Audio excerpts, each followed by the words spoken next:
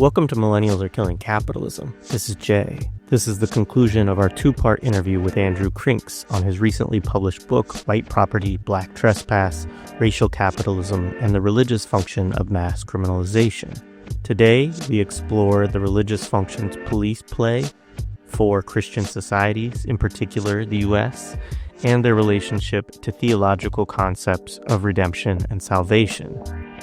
We also talk about religious discipline, labor discipline, and regimes of prison labor, which is obviously topical with renewed discussions of incarcerated firefighters with the recent wildfires in Southern California.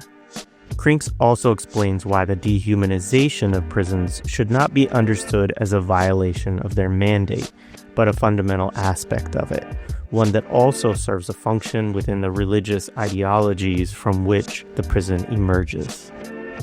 Definitely check out part 1 of this conversation if you missed it, and if you are inclined to pick up a copy of the book, which is a fascinating read, check out our friends at Massive Bookshop who use proceeds from their book sales to bail people out of jail. I also just want to plug that we have an ongoing video series on our YouTube channel with M2 Gant, who is a filmmaker, media critic, and professor of film, where we are reading and discussing Cedric Robinson's book, Forgeries of Memory and Meaning. And if you like this conversation, I think you'll also find a lot of resonance with those episodes as well, as they really go into how and when race-making processes are instrumentalized in the media using historical examples. We aim to bring you content multiple times per week. Sometimes it's in video form, sometimes it's in audio form. So make sure you subscribe to our podcast feed as well as our YouTube channel. In order to release this much work requires a great deal of support from our listeners and viewers. We will have another study group starting up in late February, and that will be open to all patrons as well. Thank you so much for all of your support. And if you would like to join the wonderful community of folks who make this show possible, become a patron of the show for as little as $1 a month at patreon.com/millennialsarekillingcapitalism. Now, here is part 2 of our conversation with Andrew Krinks on his book, White Property, Black Trespass. So thinking about the prison a little bit more before we get into policing, which, I'm looking forward to talking about, but there's a couple of questions I have. One is sort of the role that the prison has as a labor disciplining regime, which this is often, I think, a point that gets lost in discussions around prison slavery that become centered around profit, or even become centered around the amount of money that is saved or whatever, in relation to that system, which is not to say that there aren't profits. There are. It's not to say that money is not a factor in it. It is. But there's a kind of, especially once we get beyond what we think of as the convict leasing era, that there continue to be these labor regimes, but they're not based around an economic logic that is like trying to maximize the amount of money that could be extracted from these unpaid workers. And there is a very, I think of Ruthie Wilson Gilmore talking about why do they use hand tools, right? So talk a little bit about some of the religious ideas around labor discipline within the prison, which you look at in the book. Yeah. So I think to start to respond to that, it's maybe good to kind of briefly touch back on the notion of idleness and vagrancy, and remind ourselves again that the problem of idleness and of vagrancy in the early modern context, as articulated by ruling classes and the state, is essentially the problem of the refusal to be subject to capital. It's construed that way, like it is people who have bodily capacities to labor, but choose not to do so, stand in offense to order and to law, and to vagrancy laws and labor laws specifically. And so, what we learned from Marx and others is that you can't have capital without people subjected to the labor that generates it, as well as other things, including land and whatnot. But that capital requires subjection, and this is what when I talk to audiences of folks who maybe aren't as versed in some of these, in left theories of capital and things like that, that I always find it clarifying just to quote, as I do in the first chapter, I think some of these early folks who are commentators around the emergence of capitalism as a coherent form that people were sustaining and investing in and trying to expand. They were talking about, we cannot have wealth without poor folks. If we want to have what we're building, they have to have poverty. So they were very clear, like, we're not trying to eliminate poverty, y'all, because without poverty, we can't have all this. And so it's a very clear, like, to have capital, to have wealth, you have to have people in subjection in some way. And, that gets, of course, into the theological ideas about how to be subject to a power that gives you what you need in exchange for your kind of consent and your obedience, that there are theological origins to that, which get picked up, as we spoke a moment ago, in kind of political liberalism of early modernity. I as a clarifying line from Mark Neoclaus, who says that essentially police exist to make the working class work, that police emerge as a force to help enforce displacement from land and to enforce labor and vagrancy laws into which displaced people were forced into the wage labor system. And that's in a large part why police start to kind of emerge as a coherent force out of the various kind of entities that existed before what we understand to be police today. But, getting a little bit more into the carceral and religious dimension, as we talked about, there's this trajectory within Christian thought that the problem of sin and its cognate in criminality is the problem of the refusal to be properly subject in an order where some people are just in a more subjected state and others that are in a more of a governing or owning state. And that's kind of the natural order of things. And that if sin and criminality are the problem of a refusal to be properly subject in one's place in a hierarchy, then correction of that or salvation from that is a return to proper subjection. And so, with the emergence of the penitentiary in the late 1700s, early 1800s, you have this combination of kind of religious discipline so deeply interwoven with notions of labor discipline that it's really hard to pull them apart from one another. So, there's all kinds of commentators who are talking about how people who find their way, which again, always poor working class folks early on, and still today primarily, who enter into a carceral context are there because of some act that is read by the state and by law and by the discretion of the police as a refusal to be properly subject to labor, which is to say, to refuse to be properly productive. You're not contributing to the wealth of society, which is the wealth of a few. And so therefore you're out of line. And so part of going into prison at penitentiary is relearning the discipline of labor. Hence why so much of one of the pillars of the penitentiary is laboring either in solitude or with others, depending on the system that you're in. And they would also, a lot of the early commentators and reformers, religious reformers who, and I should say too, sure, most of your listeners will know that prison is a thing that emerges. Prison as a place for punishment is where captivity is the punishment, as opposed to where the imprisonment is a holding place prior to done corporal punishment of some kind. That doesn't come around until the late 1500s, early 1600s, in the penitentiary a century and a half or so later. But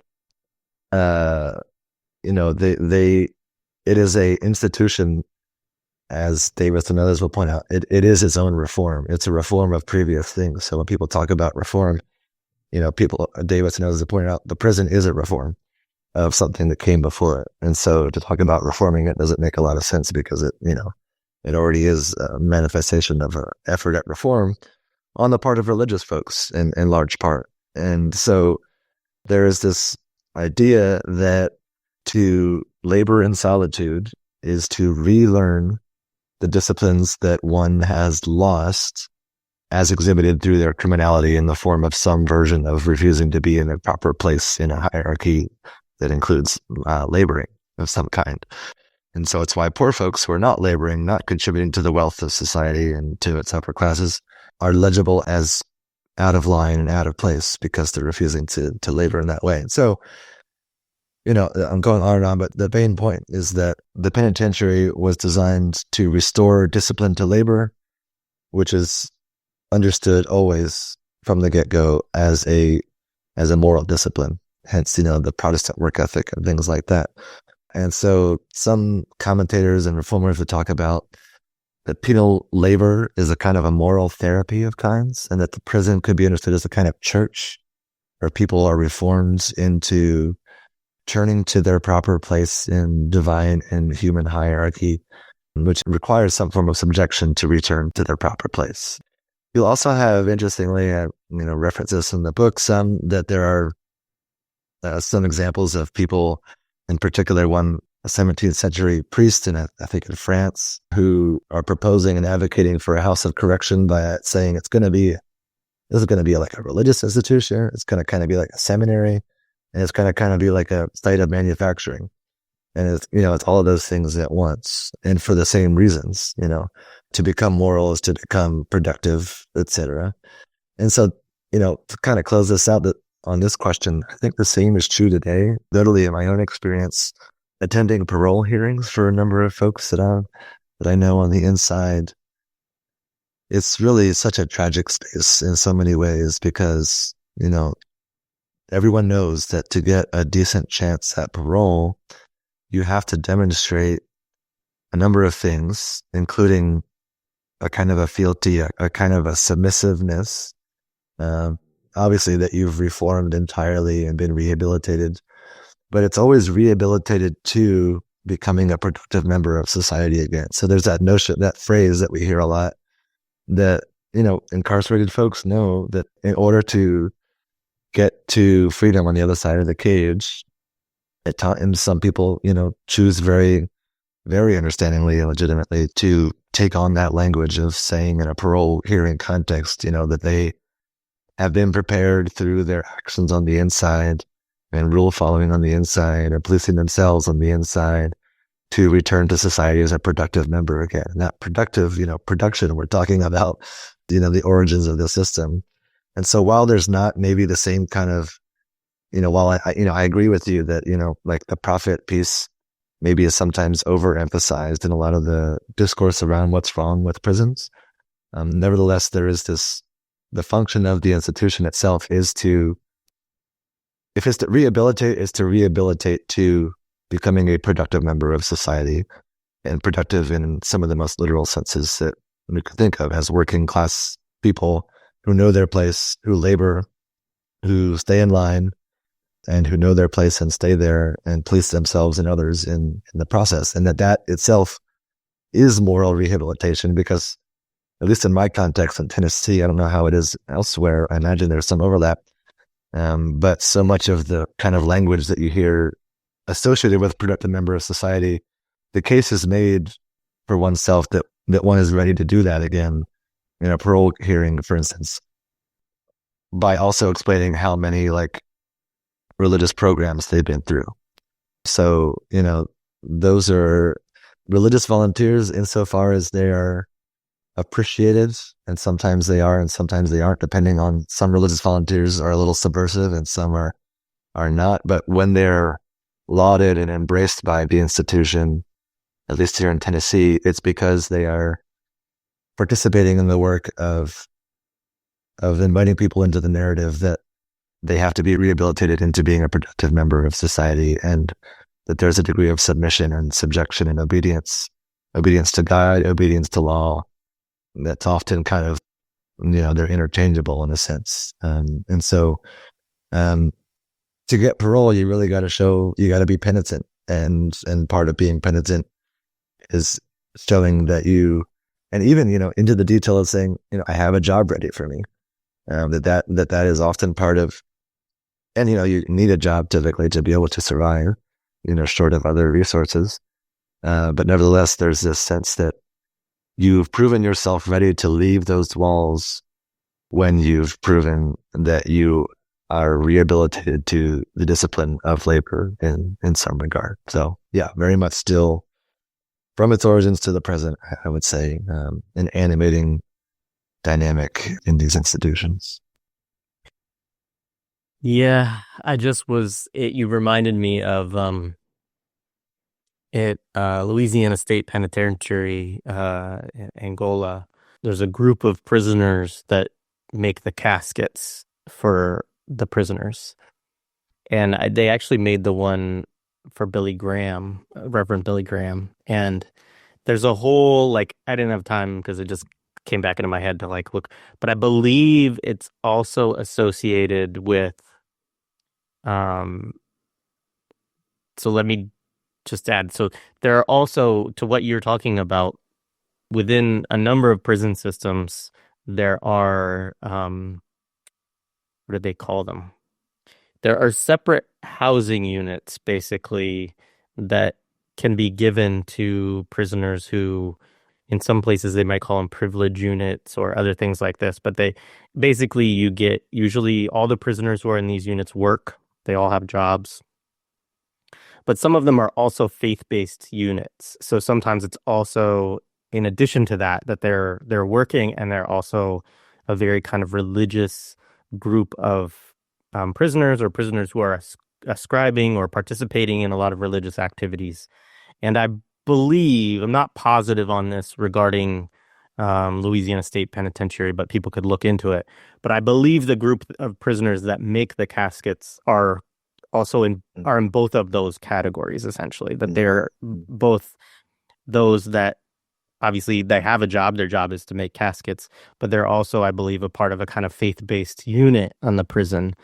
And so it's interesting in that respect. And it's also one of the challenges I've heard from prisoners of organizing around prison labor within certain contexts, is because the prisoners who are the most industrious or productive laborers are given the most privileges, essentially, within the prison system, the most amount of, freedom. They get a little bit of money in some cases they don't. But even if they don't get money, easier for them to make phone calls, easier for them to get visits, all kinds of things like that.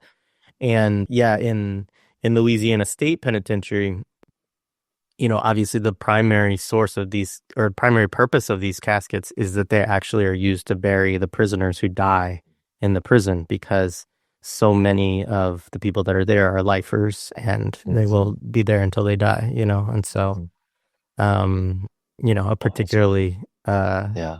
Makes a lot of sense. stark example of kind of all the Right. things that we're talking about together.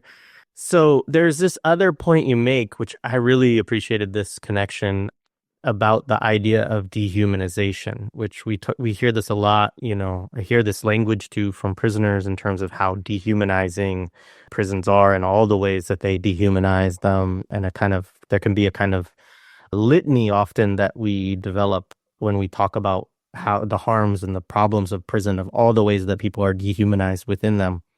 But you look at that and say, we shouldn't actually look at this as separate from the supposedly redemptive or rehabilitative concept of the prison, which often when we're making this case, we're saying these places aren't rehabilitative, they're not redemptive, they're dehumanizing. But part of what you're talking about is that these concepts are actually tethered together through a kind of religious explanation. So just explain that. Yeah, this is one of the pieces of the project that I think about the most these days, and kind of like wear as a lens to watch a lot of what's happening in the world right now. And I think it's really clarifying. So one scholar whose work, first kind of pointed me in this direction was Caleb Smith, who wrote The Prison in the American Imagination. And he talks about, all these rituals of death of sorts, of a kind of a mortification that happen upon entry to the penitentiary in its earliest era, many of which are still with us today. The removal of one's own clothes, and in some cases, people will be placed in what resembled a kind of burial shroud, and kind of ritually walked into the prison compound. Your head has been shaved in many cases. You lose your name and receive a number instead. And you go into a kind of a solitary environment. And, there's a lot of, certainly a lot of record of visitors to these institutions pointing out the dehumanization. Some famous ones that were written that are widely circulated, still cited a lot, that are really great sources for understanding the kind of what was going on inside of those places at the beginning of when they began. And it's pretty brutal stuff to describe. But what turns out to be the case is that the wardens and the architects and the legislators and the chaplains even were not ashamed of that fact, that it was brutal and dehumanizing, in part because there's this theological idea, at least among some of the reformers, though not all necessarily, that in order to be, and this is the kind of theological and mythological notion, in order to be reborn in some way, you have to die first. You have to experience a kind of civil or social death in order for the new person to be born, the new person who is disciplined to labor and knows their place in society and obeys the laws of God and state. And so, there's no resurrection without death. There's no new person without the death of the old one. And so, there's scriptural citations that get lifted up or become a frame for, even the religious actors, the chaplains within these institutions. From the Hebrew Bible, I forget the passage, can't remember where it's from, maybe one of the prophets, but that I refined thee by fire. You've got to go through the fire to be refined as a kind of a precious metal or gemstone, that you have to be subject to the flames in order to come out as a beautiful thing on the other side. You'll even have, going all the way back to Augustine again, he's got this phrase that is so striking. Striking is the word that he uses, actually. And he's kind of elaborating and paraphrasing a bit, I think, from a sacred text. Speaking to God, the whole text, the Confessions, is written as a letter to God. You saying to God, you strike to heal. Now, you strike in order to heal me, basically. So it's kind of you think about like the right evangelical traditions of corporal punishment with children, of, like this is for your own good type of thing once again.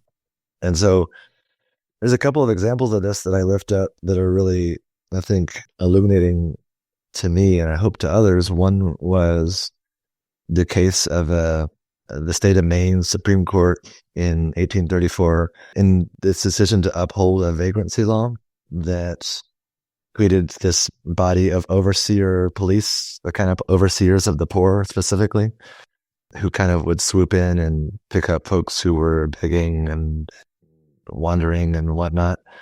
And there was a woman who was a part of the case, the challenge to it, I think, who the Supreme Court Justice, the state Supreme Court Justice in Maine who wrote the decision, talked about how, with time and sober reason, she will see this interposition of the state in her life as, quote, calculated to save instead of punishing. So she, with time and reason, will see that this punishment is about saving her, not just punishing her for punishment's sake.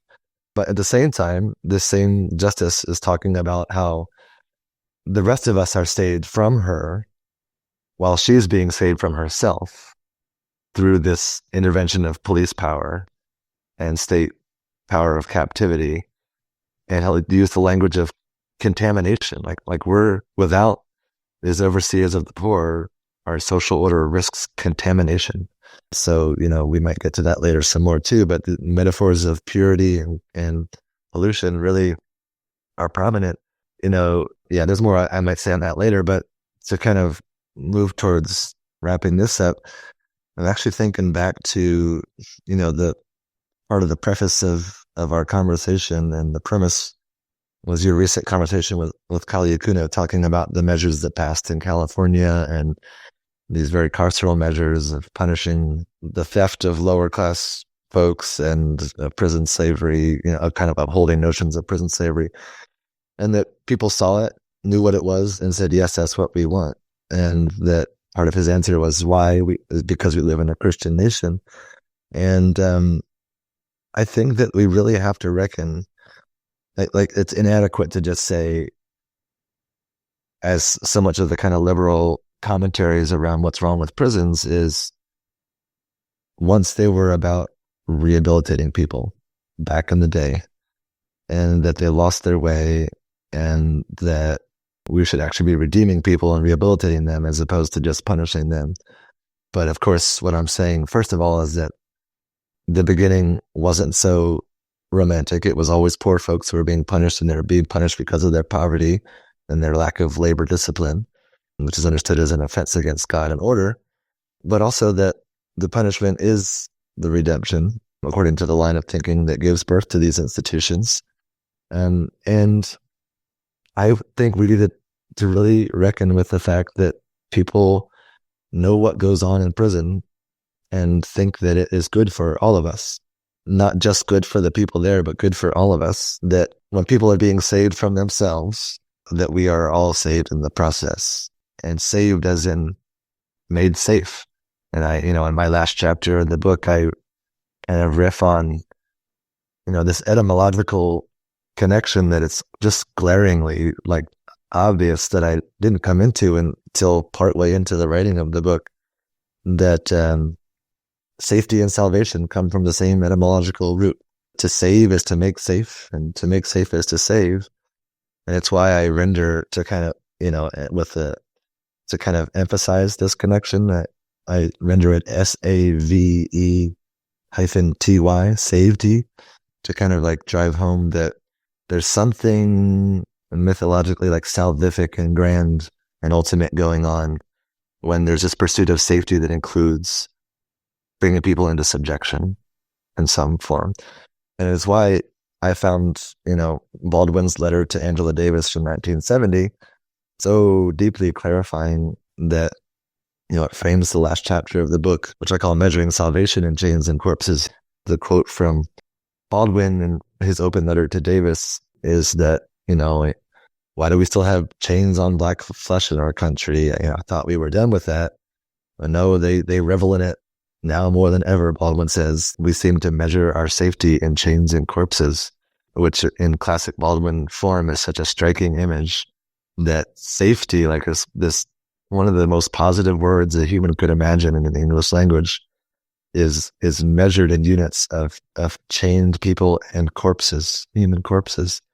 And I think that is clarifying in helping us understand that, it's a contribution to this narrative, the corrective narrative that people offer up, which is that the system is not broken, but working exactly as designed. And part of that is that, yes, they're called public safety institutions very purposefully, because there's this idea that the caging of dangerous people and even turning them into corpses is actually what saves the rest of us. And so not only is there a degree of pleasure derived, I've read, heard Miriam Kaba speak about this some, and I've spoken with her just a little bit about this too, and I agree that we need to really reckon with the fact that people and our society really take a great deal of pleasure in punishment. But in addition to pleasure, I think that there's a sense of relief and a sense of safe, like salvific level safety, ultimate kind of safety, even a transcendent kind of safety, secured by way of subjecting people to great pain and suffering and harm. And this, I think, explains a lot of things about our own order, but even about I've thinking a lot about Palestine in relation to this as well, that there's this sense that the safety of a whole body of people, of this settler colonial infused with a religious ideology, Israel, that its safety depends upon the death of hundreds of thousands of people, and if not their displacement.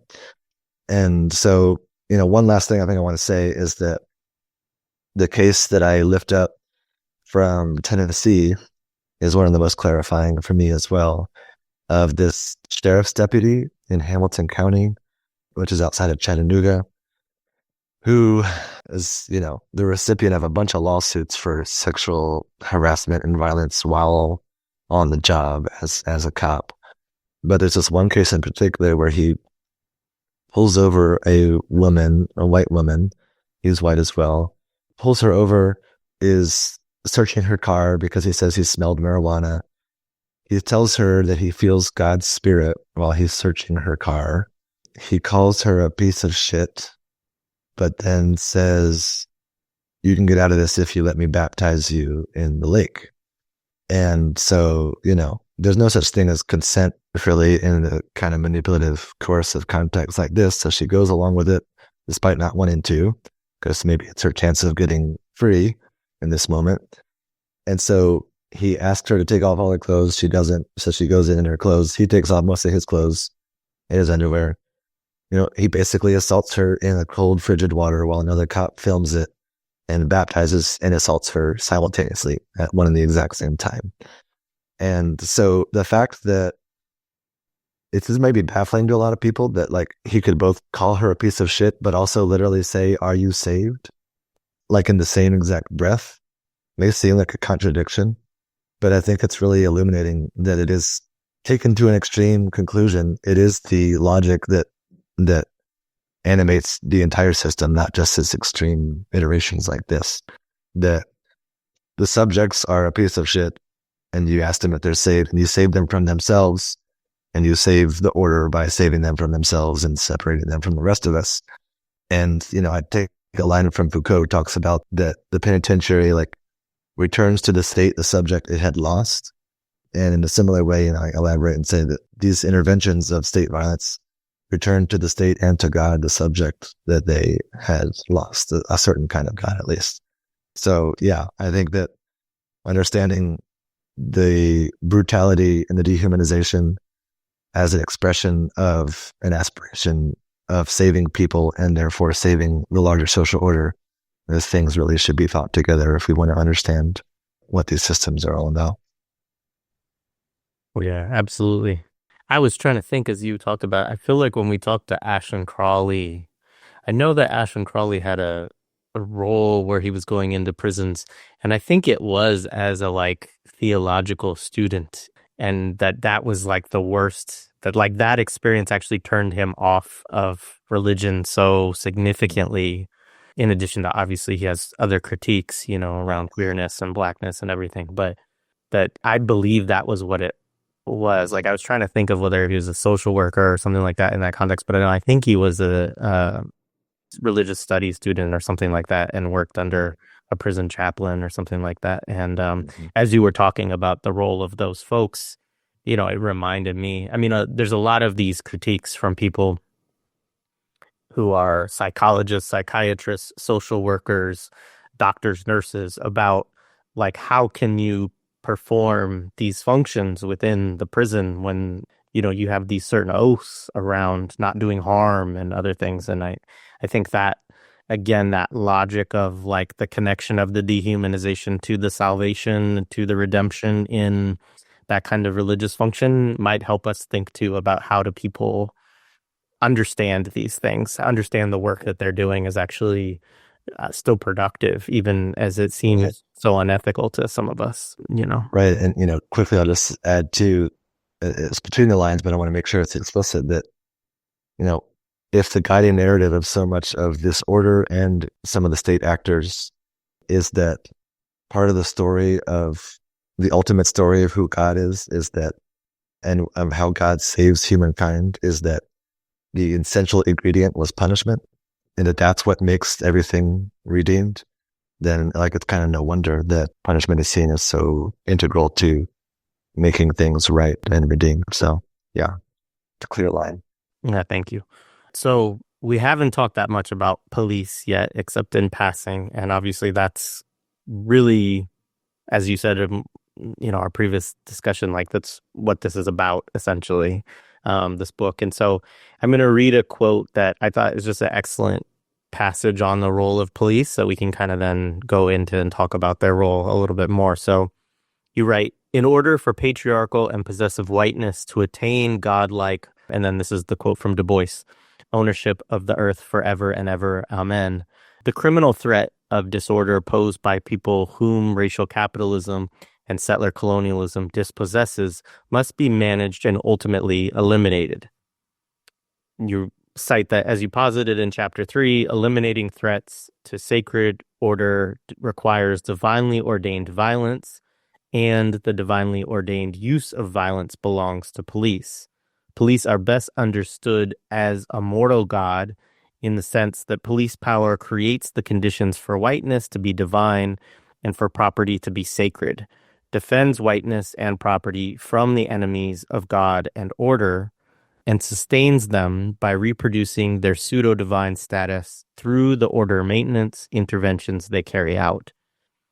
As forces that come into being and reproduce themselves through antagonism and violence towards those whom they construct as other, whiteness and property can only exist at all and can only approximate godlike power through dispossession, suffering, and death of those whom they exploit and against whom they define themselves as superior, end quote. So there's a lot of summation of different threads that you're pulling together in that passage. But just take some time and talk about some of the processes you're discussing here, particularly because we haven't talked about it a lot yet, the religious function that police play within the system. Yeah. I think the place to start here is revisiting briefly this notion of oppositionality that is so central to the positionalities of superiority within racial capitalism, which is whiteness and property, that they are by definition oppositional phenomena, meaning they can't really even exist without an other in relation to whom they assert themselves as superior. And so, there's no whiteness if not for the derision of supposedly non-white peoples. There's no property without dispossessing someone from that space and saying that they can't be there anymore, lest they be labeled a trespasser. And so, as that quote kind of speaks to that dynamic, that oppositionality is like an essential trait of these phenomena around which police come into being. And so it's no surprise then that, when police enter the scene, it is to defend and sustain those pseudo-sacred realities of whiteness and property, these approximations of godlike power and status. And in reading a lot of other folks who write about what police are for, I kind of found my way into a theological formulation that I'll explain in a second that is frequently deployed in a lot of theological and Christian discourse today. And first of all, I would hear from some folks who would say police exist to fabricate order. So Neoclassics and others will talk about that. And, I learned a lot from Tyler Wall in that regard as well, about the idea that the power of police, the state power of police, really, if you read like through Hobbes, it's a civilizational project in the sense that it is an origin story. Like we can't have order at all without the state power of police, not just uniformed police officers, but like the state power as a police power. And that it's not just that police come in after the fact and defend the order, though it does, who do you serve, who do you protect, being one of the most clarifying rhetorical questions posed in the street. The answer being, you serve capital, you serve whiteness and property and ruling classes. And so there's this idea that police come in and defend after the fact, but there's this theological notion that it has some biblical basis, but is kind of an elaboration in the Christian tradition on biblical sources that says that God is creator, God is redeemer, and God is sustainer. So create, redeem, and sustain. And kind of chronologically, in a sense, there's the origin of creation. There is the redeeming from sin or harm or criminality. And then there's the sustaining of life on the other side of that redemption. And so I was thinking about how it really makes a lot of sense to understand police in that kind of threefold way as approximations of godlike power, of that police power is the power to help create this order in the first place. It's police that help usher people off of land that has been enclosed. It's police who create laboring classes by forcing them into that position, which creates the larger capitalist order that we live in. It's police that then come in and rescue capital and property and whiteness from those who would threaten it through their refusal to labor or be subject in one way or another, or who are out of place in a divine and social hierarchy. And so that's the kind of like defensive, redemptive work that the interventions redeem society by saving it from its polluting members, its threatening, disorderly members. And then police sustain this order by making interventions that keep people in their place. So much of, you think about order maintenance policing, which is, broken windows policing, order maintenance policing, that so much of policing has been about maintaining the order of things as they are. And so I think order maintenance and sustenance can be kind of seen as cognates in that way. So Tyler Wall and Niklaus and others will talk about, kind of introduce me to this language of police power as the power of a mortal God. And that comes from Hobbes, who is talking about the state that comes in to exert order in the midst of chaos can be understood as a kind of mortal God. So a God with some limits, but still a God that exists kind of in correlation with the immortal God, the actual God in the heavens above. And so state power to fabricate order, to ensure that it's protected from those who would threaten it and to sustain it into the future, that's the power of a kind of God. That's a kind of godlike power. And so, that's kind of where I'm coming from when I'm talking about understanding the police as a kind of immortal godlike power that kind of creates these conditions and defends them and sustains them. And so, there's a lot though that's kind of at an abstract level a bit, but there's a lot to kind of back that up in terms of police mythologies that circulate within police culture itself, and even like corrections officer culture and carceral culture like that. Of this idea that all these different phrases from thin blue line mythology that essentially say, I do what I do so that you can sleep at night, or you can be safe at night.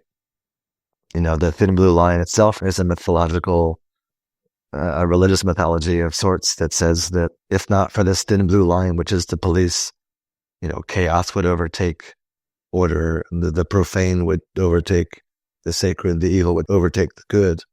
And that if not for that thin blue line, then all hell quite literally breaks loose. I use hell intentionally there for the kind of moral theological valence that suggests that, as an FBI agent, I think, once said, and this is quoted in Christian Williams's book, Our Enemies in Blue, that police guard the upstairs door of hell. So you think about hell, going up, and you reach the upstairs door and you pass out of hell into the normal world, again, the terrestrial world.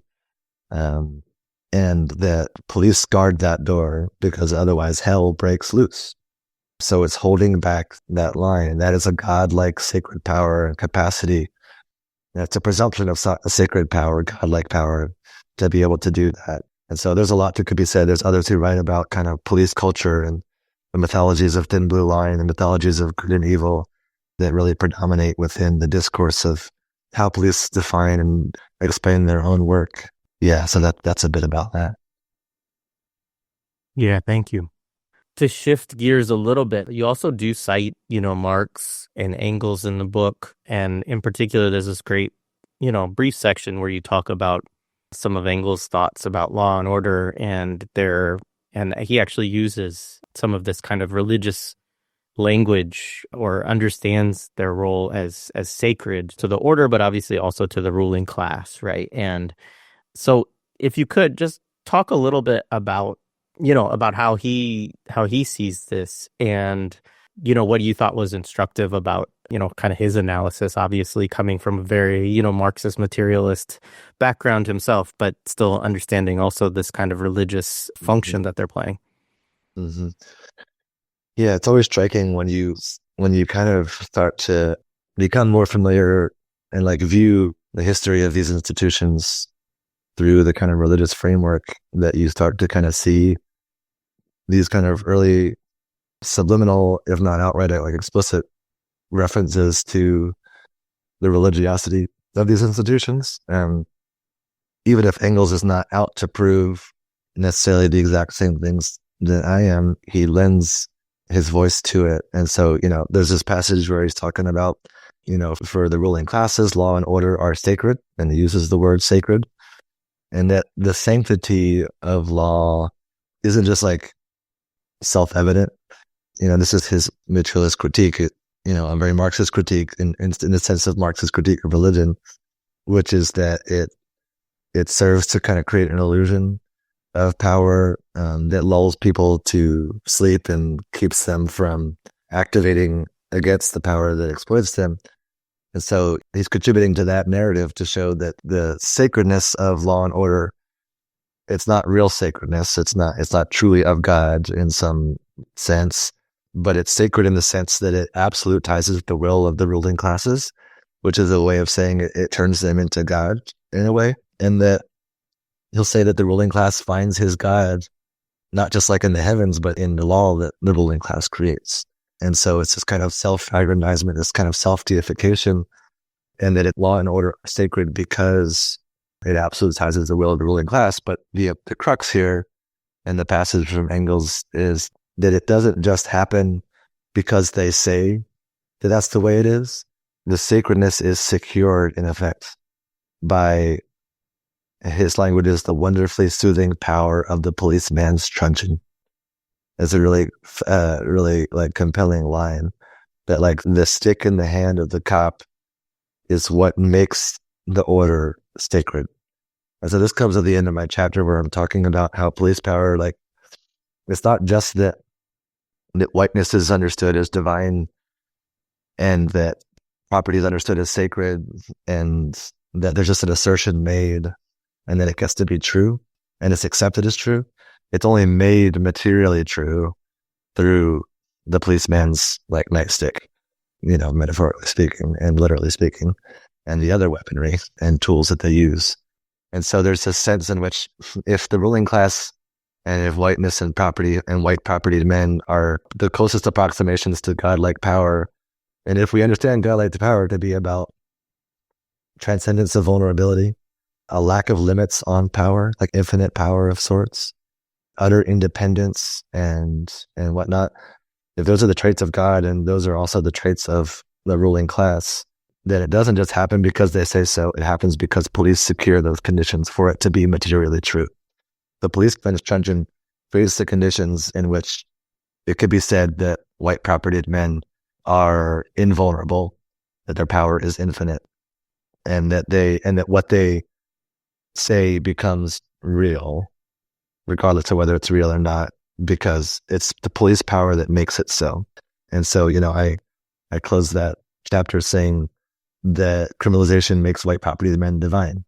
So as opposed to saying that there's an assertion that white property men are divine and that it's just police that secure it, like it's only because police do what they do that can be more materially true, that white property men's power approximates a kind of divine power. So yeah, Engels was clarifying to say the least in that regard. Yeah, thank you.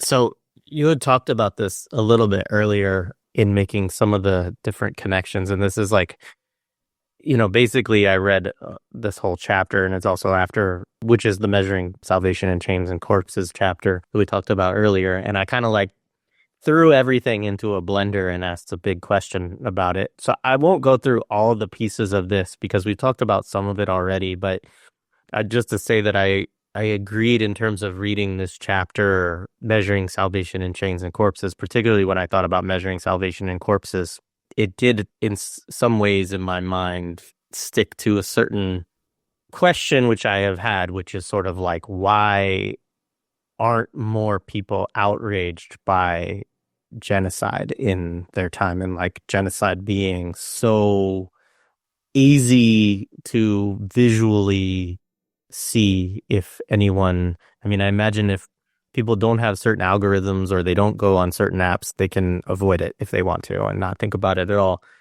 But those of us, I think, who are at all on some version of the left or some version of social justice kind of oriented, social media and so on, that it's everywhere and it's omnipresent in certain ways. These visions of genocide. And so how do people, kind of, obviously there are a lot of people, and especially when we think of on a global level, a lot of people deeply outraged by this. But there's also, as we move through, a lot of us, at least I think, as we move through our day-to-day lives in the United States, it can be quite jarring how little it seems to impact certain people.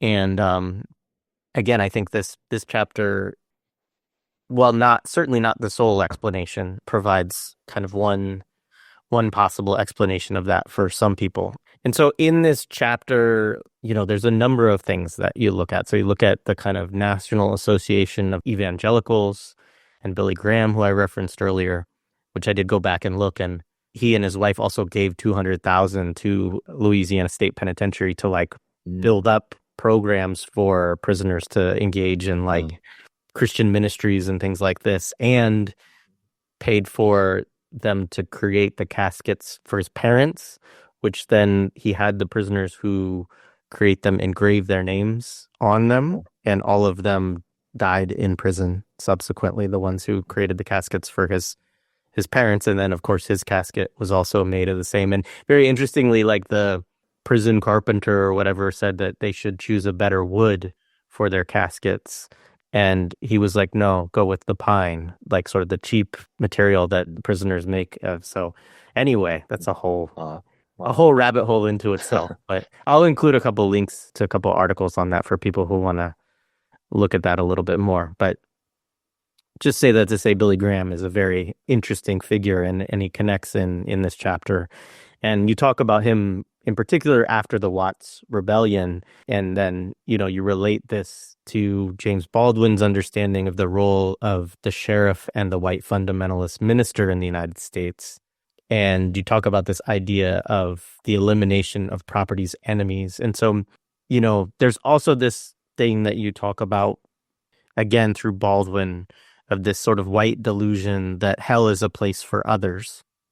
So I'll stop there, and then I'll ask another sort of section of this question. But I guess the point that I wanted to sort of tease out a little bit about this section too is that it's also part of, I think, us thinking about this post-George Floyd moment. And even as the rebellions were happening, the way that those rebellions were being read and carried through, particularly right-wing news at the time, but also kind of how in that moment at which, in many ways, I think the Institute of Policing was the most fragile in the minds of millions of Americans, honestly, and millions of Americans kind of rejecting that institution of policing in that moment, that there also was at the same time, a totally different process that was going on for other people, or a related process to that, in terms of,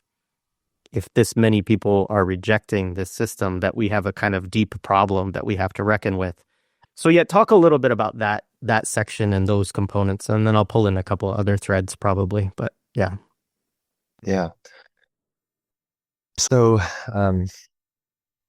I want to shout out my friend Aaron Griffith, who wrote a great book called God's Law and Order, that really gets into the evangelical roots of mass incarceration. And he's got a great essay article to Policing as a Profession of the Heart, I think it's a quote title from some police in the 70s, I think. But so his book is where I learned about some of the Billy Graham and the National Association of Evangelicals. And I've been making this argument, and then I kind of would come upon some of these sources and be like, oh wow, this really just nail in the head, just saying it so clearly, that in the immediate wake of the Watts Rebellion, which everyone knows clearly while it's happening is a black rebellion, and in the streets of LA. And so it's that, you've got to keep that in mind when you hear him and others saying things like, we need salvation from lawlessness, quote, salvation from lawlessness, and that it is a spiritual awakening that will help create that.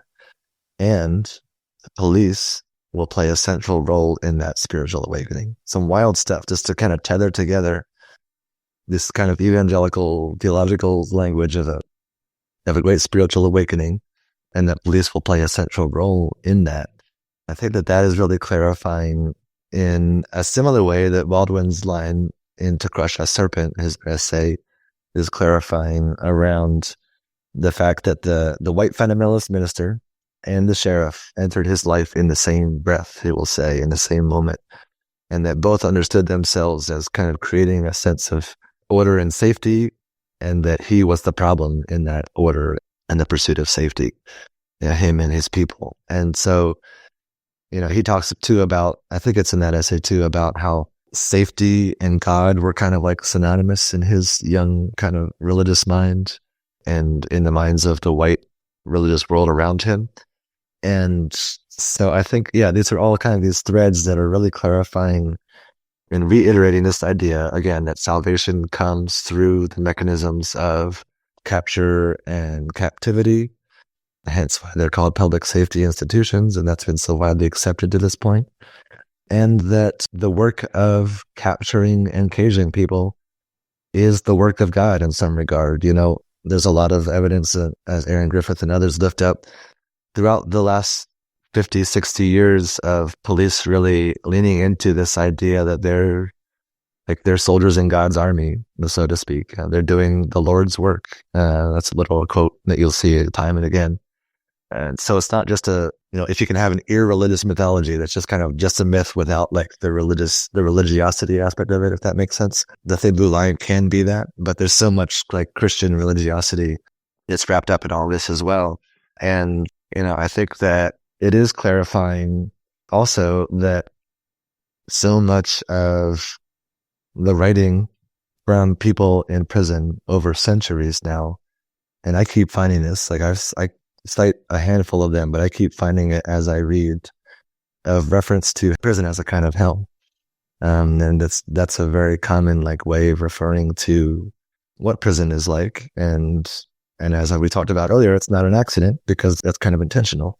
And so I think that if this is all true, that whether explicitly or implicitly, that a vast number of people in the US and even beyond understand what police are doing as an expression of what God is doing in our midst.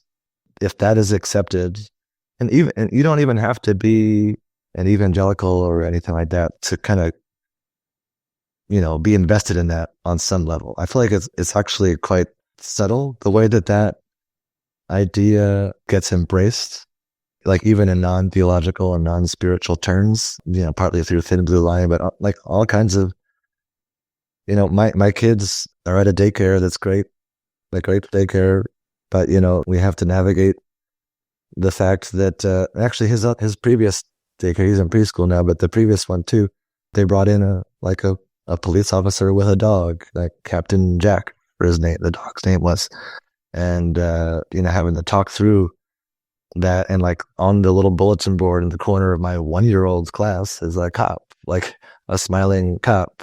And it starts early, obviously. And you're from the earliest you can understand language, you're hearing about, and not even by like super nefarious actors. It's just in the water.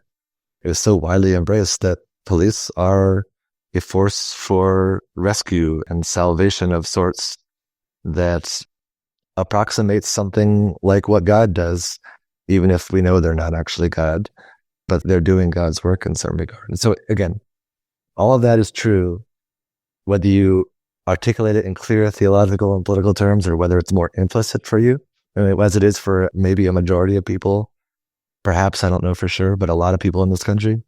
Then the death of George Floyd and other people, while it is a moment of break and rupture in that narrative, nevertheless, what we're seeing now is this kind of return to an embrace of the institution as necessary. And this is part of why I think I'm invested in some of the fundamentals of abolition, is because just at the level of like, if you can't understand that these institutions are what they are and not what we think they are and what the cops say they are, then our interventions in response to deadly moments are not going to be enough to eradicate them. And this is part of like the higher level so what of my book, that even in the wake of, as you were kind of alluding to, maybe the most vulnerable police have ever been as an institution in 2020, like at least in terms of popular opinion and discourse, that nevertheless they're stronger than ever. They were far from defunded, and that they still get whatever they want, and their power is growing rapidly, including especially through like this new front of cop cities and whatnot. I think that we have to go to this aspect of the story where we understand that for many people, they're fulfilling something transcendent, something so ultimate that to live without it would be for hell to be unleashed upon us all. And so I think that if we don't understand the religious function, the salvific function that it fulfills in the minds of masses of people, then we don't understand why it persists. And I think that is in large part why it persists. And I think it partly explains why California voted for those things that they did. It's not just the far right, it's the kind of coastal liberal elites who stoke great fear of the poorest of the poor among us as the biggest of the big threats among us. Thinking about the mayors and governors in California who are spreading all that fear. Yeah, or the mayor in Philly. What she's run on basically is bringing back broken windows and specifically using the language of cleaning, specifically thinking about Kensington in particular, which is, discussed as an open air drug market. It is this kind of place. But, whereas the previous administration, while it was complicated and it didn't get very far and so on, made overtures and had plans around needle exchange and injection sites, clean injection sites and things like this, that didn't get off the ground in large part because of the community, again, and mostly white, but community responses to these places being located, in their neighborhood, quote unquote. But at least within that administration, there was nothing in terms of a solution, but there also wasn't this push necessarily to use policing in such a way to try to basically, clean the streets, quote unquote, to get these people, to remove these people from the streets. Yeah, so this cleaning notion, it turns out, runs all through this long tradition of criminalization and police power. I alluded earlier to that 1834 case in the state of Maine, where the justice and the decision is referring to pollution coming from poor, wandering, vagrant folks in the community. That language of contamination is really everywhere once you start looking for it, all throughout the centuries even. There is the story of the execution of a Black man in Massachusetts, I believe, a Puritan community there in the 1600s. I believe it's Joseph Hanno, I think. Is that who was executed? I can't remember. But the language that the Puritan authorities will use, and people I assume know that the Puritan theology and political philosophy and theology is very like a covenantal, in the sense that we have a covenant with God. If we don't punish crime, God will punish us. And so there is some reference in the statements made by the Puritan kind of authorities and theologians talking about how if we don't execute this Black man who is accused of killing his wife, I believe it was, then we are making ourselves vulnerable to contamination. like moral contamination, even like criminal contamination of sorts. And so there's this idea that the execution is atoning and like literally purifying. It purifies the order that remains behind him after he's killed. And it's in that sense like a relief, like our relationship to God and our covenant with God is secured. And even though the kind of explicit nature of Puritan covenantal theology no longer predominates in our time, I feel like the remnants of it remain, in that there is still a sense that the expulsion of polluting parts, like moral pollutants in our midst, is a purifying thing that saves the rest of us.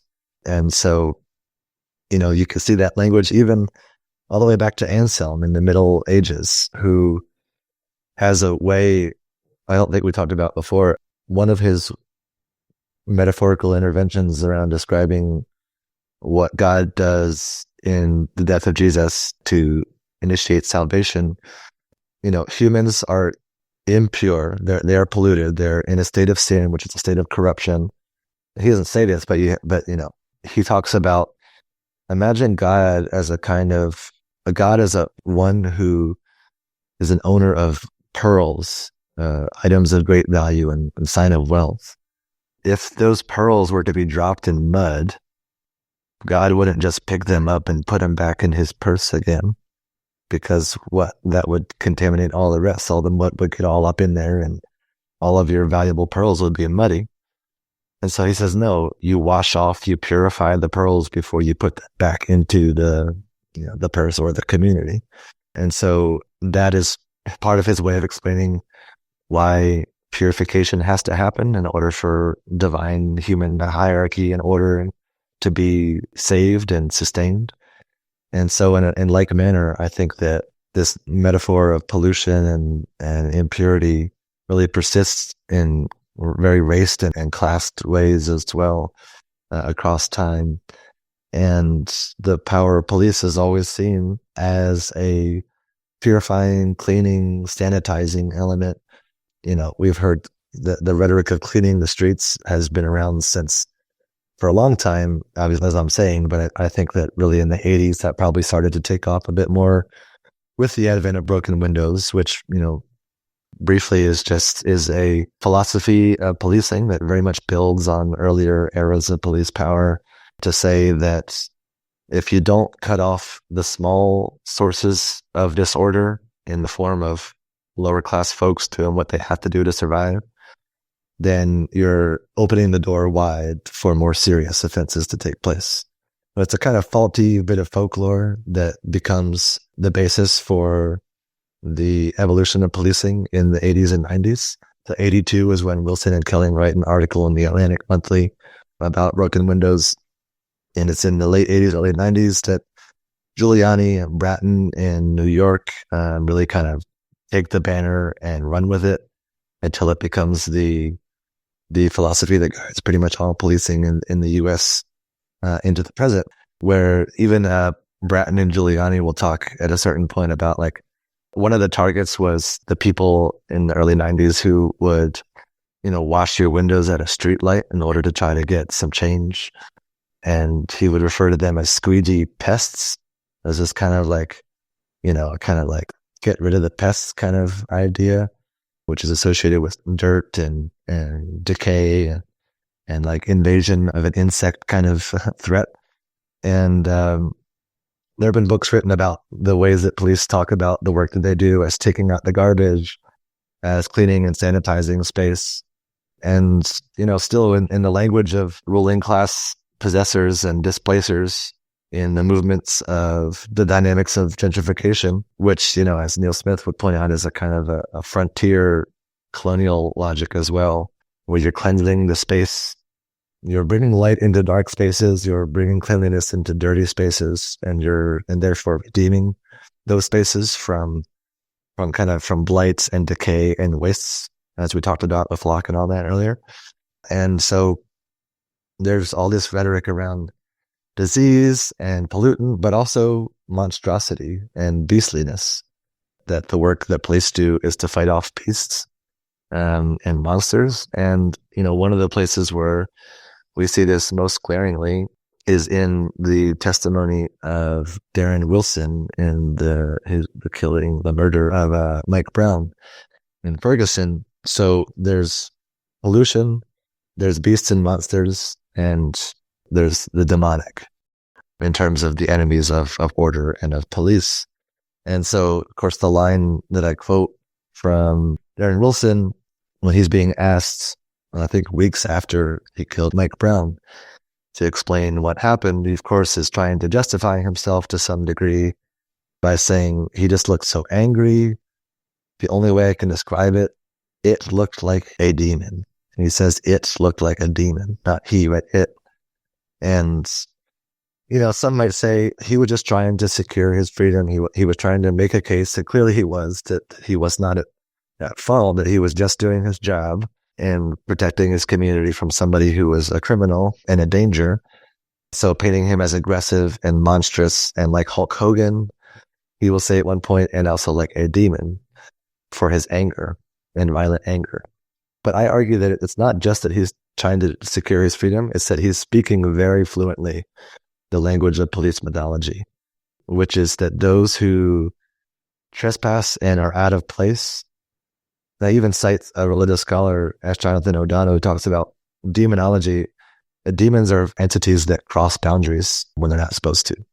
So there's even this notion of like border boundary crossing of trespass, of out of placeness that really is key to demonology. And so it's not a mistake that a young black man, large in frame, asserting his dignity in the street is legible only as a demonic force. And so I think I say in the book, we need to believe Wilson, the cop, when he says that he saw Brown as demonic. Not that Brown actually was, but that we believe what he says he means when he says that. And so, yeah, I think that the cleanliness metaphors, the demonic idea really all gets at the heart of the fact that policing fulfills this kind of, understand itself to fulfill this kind of salvific function of purifying social order and therefore of saving it from literally the forces of hell. So it's like, as I close that chapter, Baldwin says, why are there chains on black flesh? You could bring that up to why was Mike Brown face down in the street as a corpse for 4 hours? And it's because our salvation requires it. And if we don't understand that level of it, then we're not going to be able to, end this once and for all, hopefully someday. Yeah. I mean, hopefully our salvation doesn't require it, but people think that it does, right? That's what I mean. Yeah. When I'm saying it requires it, I'm saying that's the narrative, the predominant narrative that says that it requires it. It's complete fabrication and fiction. I want to be completely clear. Yeah, of course. But until we understand that narrative that predominates, then we're kind of stuck. So as you close out, and just want to give you space to say a little bit, because you approach this all through a lens of abolition and faith in the way that you're engaging this, and you have a kind of call also at the end not to reject faith or not to necessarily, but that there are powerful resources there as well, and talk about abolition through a kind of lens of faith. So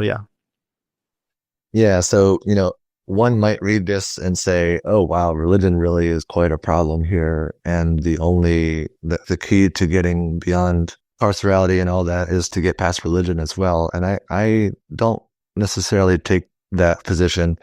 In fact, I will say, I do in the conclusion of the book, that, there have always been multiple religiosities, even within a single tradition. So you've got the Christianity of the slaveholder, and in many cases, a kind of syncretic Christianity in indigenous religions of enslaved people.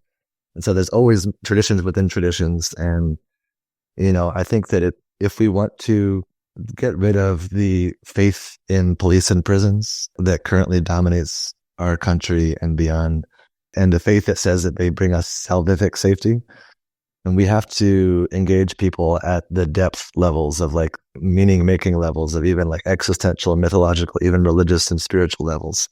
And so I argue that abolition, if we understand abolition as the building of a world where police and prisons are no longer possible or necessary, then we have to engage folks at that kind of existential religious level to replace what is meaningful currently for people with something entirely different. And so I also argue that it's on a kind of basic fundamental level, the idea that we can make a world beyond this one where we have police and prisons so abundantly, and that's so otherworldly and so, seemingly impossible and naive, even that some people will say, that it almost just in structure approximates a kind of a faith orientation, a pushing for something that otherwise seems impossible, out of reach.